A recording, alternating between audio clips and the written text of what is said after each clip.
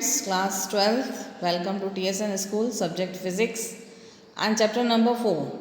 Chapter number 4 का part number 1 और 2 हमने आपको पढ़ा दिया था। आज हम पढ़ेंगे पार्ट नंबर 3। ओके स्टूडेंट्स, आज है आपका topic magnetic field on the axis of circular current carrying loop. Okay, magnetic field on the axis of circular current carrying loop. इधर देखिए लेफ्ट हैंड साइड में एक लूप बनाया हमने, ठीक है, जिसका रेडियस आपका क्या है r। ओ पॉइंट पे आपको ओ से x डिस्टेंस पे p पॉइंट पे आपको मैग्नेटिक फील्ड निकालनी है करंट कैरिंग लूप। अब इधर देखिए राइट हैंड साइड में जहाँ हमने बायो-सेवर्ट लॉ लिखा हुआ है, बायो-सेवर्ट लॉ में क्या होता है, मैग्नेटिक फील्ड हम किस तरीके से निकालते हैं। एक आपका ये dl है थीटा डिस्टेंस पे थीटा एंगल पे r डिस्टेंस पे कोई हमने एक एलिमेंट कट किया dl, जिसका करंट आपका क्या ऊपर की तरफ है। r डिस्टेंस पे p पॉइंट पे अपन ने क्या निकाला बायो-सेवर्ट लॉ से मैग्नेटिक फील्ड। वो आपका क्या निकला था last time, dB equals to mu naught upon 4 pi I dl sine theta upon r square. Okay, dl हमने कोई एलिमेंट कट किया थीटा एंगल पे r डिस्टेंस पे p पॉइंट पर आपका मैग्नेटिक फील्ड क्या निकलता था, dB equals to mu naught upon 4 pi I dl अपॉन साइन थीटा। ओके स्टूडेंट्स, अब देखिए इसका डायरेक्शन निकालना है। डायरेक्शन हम कैसे निकालते हैं, राइट हैंड पाम रूल।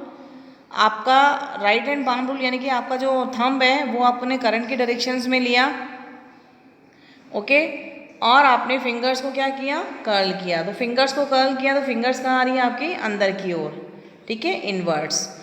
तो इसका डायरेक्शन क्या है, पी पॉइंट पे आपका डायरेक्शन क्या है, inwards. Okay, direction of V, तो आपका डायरेक्शन ऑफ वी क्या आया, इनवर्ड्स। अब ये क्या है, ये जो राइट हैंड पाम रूल है, कभी कभी क्या होता है इसमें कभी मिस्टेक भी हो सकती है, तो इसका बिल्कुल मतलब एक्यूरेट डायरेक्शंस निकालने के लिए आपका D B equals to mu naught upon 4 pi I आपका क्रॉस था, एक D L cross R vector form में क्या था आपका मैग्नेटिक फील्ड, वेक्टर फॉर्म में क्या थी आपकी, D B equals to mu naught upon 4 pi I D L cross R upon R cube. D L cross R को हम ओपन करेंगे तो क्या आएगा, D L R sine theta, R से आर कैंसिल हो जाएगा, नीचे आपका आ जाएगा R square, I D L sine theta upon R square, ठीक है। तो इसका डायरेक्शन देखिए वेक्टर फॉर्म में डायरेक्शन जो अगर आपका cross product A cross B है, सी का आपको डायरेक्शन निकालना है, तो सी जो आपको डायरेक्शन निकालना है, जो वो सी होता है वो ए के भी परपेंडिकुलर होता है, बी के भी perpendicular. Same as it is ये यहाँ भी यही है, जो मैग्नेटिक फील्ड है वो आपका डी एल और क्रॉस आर, तो ये जो डी बी है आपका मैग्नेटिक फील्ड वो डी एल के भी परपेंडिकुलर होगा और आर के भी परपेंडिकुलर होगा। ओके स्टूडेंट्स, अब देखिए आप लेफ्ट हैंड साइड में ये डायग्राम देखिए, जो लूप बनाया हुआ है एक्स डिस्टेंस पे पी पॉइंट पे आपको क्या निकालनी है, मैग्नेटिक फील्ड। हमने ऊपर देखिए डीएल एक एलिमेंट कट किया हुआ है, आपका एक करंट क्या हो रहा है, बाहर जा रहा है, इस तरीके से आपका एक करंट क्या है, ये इस तरफ अंदर आ रहा है और यहाँ से नीचे की तरफ आपका क्या आ रहा है, बाहर आ रहा है। आपने कोई एलिमेंट डीएल निकाला, कट किया, अब उस डीएल का जो डायरेक्शन है वो भी क्या है, आपके करंट के डायरेक्शन में ही है। ऊपर लिखा हुआ डीएल टेंजेंट आ रहा है, तो वहाँ पे एंगल आपका कितना बनेगा, 90।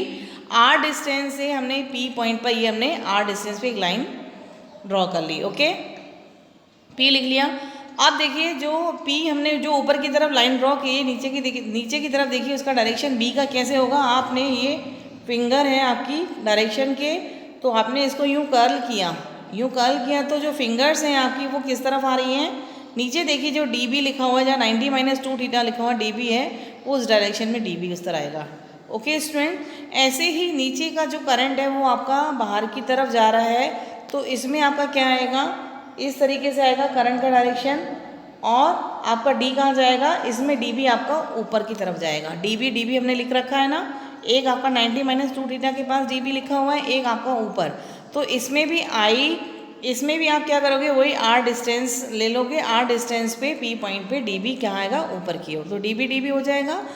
अब आपका एंगल जो इस तरीके से लिखा हुआ है 90, ये जो एंगल पी पे है एक तरफ 90 आपका एंगल बनेगा, क्या बनेगा, 90 एंगल बनेगा, और एक एंगल आपका थीटा, नीचे भी थीटा, तो ये जहाँ 90-2 थीटा लिखा हुआ है डैश करके, वो कितना हो जाएगा, थीटा और थीटा, 90 में से थीटा और थीटा जाएंगे तो 90 टू थीटा, ठीक है। और फिर जहाँ P के नीचे हमने DB जहाँ लिखा हुआ है वहाँ बाहर एरो करके हमने थीटा लिख रखा है। जब ये 90 माइनस थीटा है तो नीचे वाला ये कितना हो जाएगा थीटा, और ऊपर वाला भी कितना आएगा आपका थीटा। तो वहाँ पे DB यानी कि मैग्नेटिक फील्ड आपकी क्या हो जाएगी, म्यू 0/4πI/dl साइन थीटा की जगह क्या हो जाएगा साइन 90/r²। और साइन 90 की वैल्यू क्या होती है 1। तो DB is equals to mu naught upon 4πI/dl/r²। Okay students, अब देखिए आपको क्या निकालना है, कंपोनेंट्स निकालने, आपको बी नेट निकालना है। बी नेट निकालने के लिए देखिए आपके P पॉइंट पे कंपोनेंट्स निकलेंगे। इसमें भी हमने इधर ऊपर फिगर बनाया हुआ है। P पॉइंट पे R डिस्टेंस पे आपको थीटा थीटा एंगल बने हुए हैं। थीटा के इस तरफ इधर क्या आएगा, थीटा की तरफ कौन सा एंगल बनता है DB cos थीटा, ऐसे ही नीचे की DB cos थीटा। इस तरफ इधर क्या आएंगे आपके DB sin थीटा और DB sin थीटा।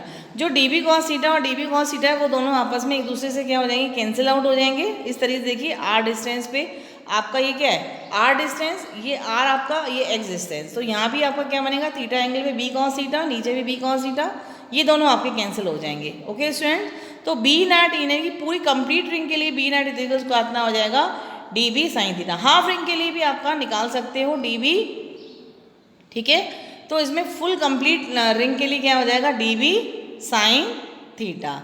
DB का वैल्यू क्या था म्यू नॉट अपॉन 4πI/dl/r²। और इसमें क्या आ जाएगा आपका R/r।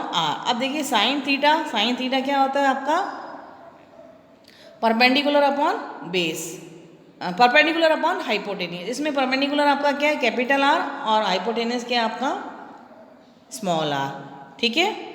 वो वैल्यू हमने सब्स्टिट्यूट कर दी। म्यू नॉट अपॉन 4 का ही आपका क्या है कांस्टेंट IDL, I/r³ हो जाएगा, r³ कांस्टेंट, r भी कांस्टेंट। r और r³ small r capital R constant क्यों है, आप इस तरफ लूप में देखिए इस तरीके, इसका डायरेक्शन कितना है रेडियस r, ये r ये x, ये क्या है फिक्स है। अगर आप नीचे की तरफ भी लेते हो तो वो क्या हो जाएगा r, इधर x और इधर r। तो जो स्मॉल r है वो भी सब जगह सेम है और कैपिटल R भी क्या सब जगह सेम है। तो ये क्या हो जाएगा आपका कांस्टेंट, तो I/r/r³ और अंदर क्या बचेगा DL, ठीक है। DL का वैल्यू क्या सब्स्टिट्यूट करोगे आप mu naught upon 4πI/r³। DL आपका हर जगह निकालोगे DL, तो ये पूरा सर्कमफ्रेंस हो जाएगा। और सर्कमफ्रेंस क्या आपका 2πr, ओके। सर्कमफ्रेंस क्या आपका 2πr, और इसमें जो r है वो रेडियस क्या है आपकी कैपिटल R। तो 2πr, 2 से 2 कैंसिल, 2 से 4 2 टाइम्स कैंसिल होगा, पाई से पाई कैंसिल, तो आपका बाकी क्या बचा म्यू नॉट I/r/r²/2। अब इस r की जगह हमने क्या रखा r² प्लस x² की पावर 3/2। नीचे देखिए हमने लिख रखा है r² is equals to r² plus x²। ये जो स्मॉल r है वो किसके इक्वल है, हाइपोटेनियस का square is equals to length का स्क्वायर प्लस बेस का स्क्वायर। लेंथ आपकी r है और बेस आपका x है, तो r² प्लस x², और यहाँ से r निकालोगे तो r² प्लस x² की पावर 1/2। ओके, तो यहाँ पे r की वैल्यू क्या निकली r² प्लस x² की पावर 1/2, और यहाँ पावर कितनी है आपकी 3। तो b is equals to mu naught I/r²/2 r² plus x² की power 3/2। That is your formula for magnetic field on axis of circular current carrying loop. Okay students, अब देखिए इसमें ग्राफ भी देखेंगे। पहले ग्राफ से पहले ये देखिए आपका इसमें इस तरीके से हमने एक लूप बनाया। आई करंट आपका एक तरफ बाहर जा रहा है और एक तरफ अंदर आ रहा है। एक्स डिस्टेंस पे हमने मैग्नेटिक फील्ड निकालेंगे। तो इसमें जो मैग्नेटिक फील्ड निकलेगी करंट वाली, राइट हैंड थंब रूल लेना है। करंट ऊपर है और इसमें जो dB आ रहा है आपका कहाँ आ रहा है अंदर, तो इस तरह dB लिखा हुआ है तो ये अंदर की तरफ आपका dB आएगा। और यहाँ करते हैं तो ये क्या आएगा आपका इस तरीके से, ठीक है।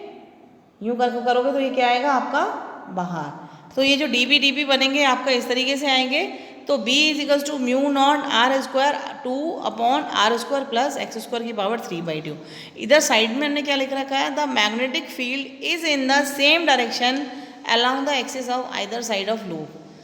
मैग्नेटिक फील्ड सेम आएगी लेकिन आपका क्या है, along the axis on either side of loop. दूसरी साइड लूप में देखिए आपका डायरेक्शन क्या है, ये हमने करंट का डायरेक्शन क्या कर दिया, चेंज। ठीक है, अब आपका मैग्नेटिक फील्ड ये वाली अंदर की तरफ जाएगी और जो इधर लिखी हुई है जो बाहर अंदर वाली है वो बाहर की तरफ हो जाएगी। ओके, तो वही लिखा हुआ है magnetic field in same direction along the axis of either loop of side. Same ही रहेगी लेकिन इसका डायरेक्शन क्या हो जाएगा, चेंज हो जाएगा। अब देखिए इनके बीच में ग्राफ देखिए, आपका ग्राफ या तो पूरा ऊपर की तरफ आएगा या नीचे की तरफ, या तो पॉजिटिव आएगा तो ऊपर की तरफ, नेगेटिव आएगा तो नीचे की तरफ। तो माइनस एक्स एक्सिस और एक्स आपका मैग्नेटिक फील्ड जहाँ जीरो है, एक्स इजिकल्स टू जीरो की वैल्यू और मैग्नेटिक फील्ड आपकी क्या है, मैक्सिमम। क्या है, मैक्सिमम। तो B equals to mu naught I R square upon 2 R square plus X square की पावर 3/2। अगर आपका x इजिकल्स टू जीरो है तो B equals to mu naught upon 2 I upon R. और इन्फिनिटी देखिए, x की वैल्यू अगर इन्फिनिटी है तो वहाँ B क्या आपका जीरो, पूरा यूँ आता हुआ B वहाँ पे क्या आ रहा है, मैक्सिमम से नीचे की तरफ आ रहा है तो कितना हो रहा है, जीरो। अगर x इन्फिनिटी है तो B जीरो, अगर x जीरो है तो B equals to mu naught upon 2 I upon R square. B at centre of loop या कॉइल, आपका ये लूप है, सेंटर पे x इजिकल्स टू क्या है आपका जीरो, तो वहाँ पे B equals to magnetic field क्या होती है, mu naught upon 2 I upon R. Okay students, अब देखिए कॉइल एन टर्न्स, अब इसी में ही एन टर्न्स अगर कॉइल आ जाते हैं, वन कॉइल के लिए, टू के, सेकंड के लिए, थर्ड के लिए, तो एन कॉइल्स आ जाएंगे, तो 1 2 3 तो क्या हो जाएंगे, एन टाइम्स। तो coil of N turns on axis N equivalent coils loop क्या हो जाएगा, N equivalent coil loop. Axis के लिए जो मैग्नेटिक फील्ड थी वो क्या थी आपकी, B equals to mu naught upon 2 I R square, नीचे आपका R square plus X square की पावर 3/2। ये क्या था, ऑन एक्सिस पे, क्या था, ऑन एक्सिस पे मैग्नेटिक फील्ड। और एन टर्न्स के लिए क्या हो जाएगा, क्रॉस एन। ठीक है, तो B equals to mu naught upon 2 R square plus X square की पावर 3/2 और ऊपर I R square into N for axis, on axis. ठीक है, अब coil N turns for centre, centre के लिए आपका क्या फॉर्मूला था, B equals to mu naught upon 2 I upon R. N turns हो जाएगा तो इसमें भी क्या हो जाएगा, क्रॉस एन। ओके, तो B equals to mu naught upon 2 I upon R into N. Okay students, यहीं पे इस टॉपिक को हम फिनिश करते हैं।